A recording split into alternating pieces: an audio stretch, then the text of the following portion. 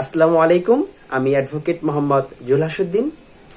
আজকের আলোচনা বিষয় হচ্ছে, আপনার বিবাহিত স্ত্রী যদি বাবার বাড়ি গিয়ে আর ফিরে না আসে এবং আপনার নামে বিভিন্ন মামলা করার হুমকি দেয়, সেক্ষেত্রে আপনার করণীয় কি? এক্ষেত্রে আপনি প্রথমেই আপনার স্ত্রীকে 7 দিন বা 15 দিন সময়ের মধ্যে ফিরে আসার জন্য একজন আইনজীবীর মাধ্যমে একটি লিগ্যাল নোটিশ পাঠাতে পারেন। উক্ত লিগ্যাল নোটিশে উল্লিখিত সময়ের মধ্যেও যদি আপনার স্ত্রী ফিরে না আসে, সেক্ষেত্রে আপনি আপনার স্ত্রীকে উদ্ধারের জন্য ফৌজদারি কার্যবিধির 100 ধারায় একটি মামলা দায়ের করতে পারেন। যদি লিগ্যাল নোটিশ এবং 100 ধারায় মামলা করার পরেও যদি আপনার স্ত্রী ফিরে না আসে, তাহলে আমার পরামর্শ থাকবে আপনি তাকে ভুলে যান। কারণ জোর করে কখনো সংসার হয় না।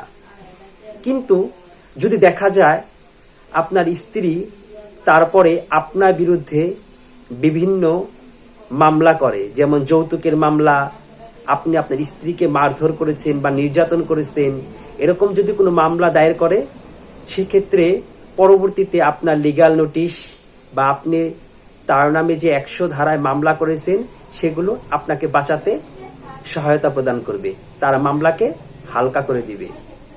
ধন্যবাদ। পরবর্তীতে আবার অন্য কোনো আইনি বিষয় নিয়ে আবার হাজির হব।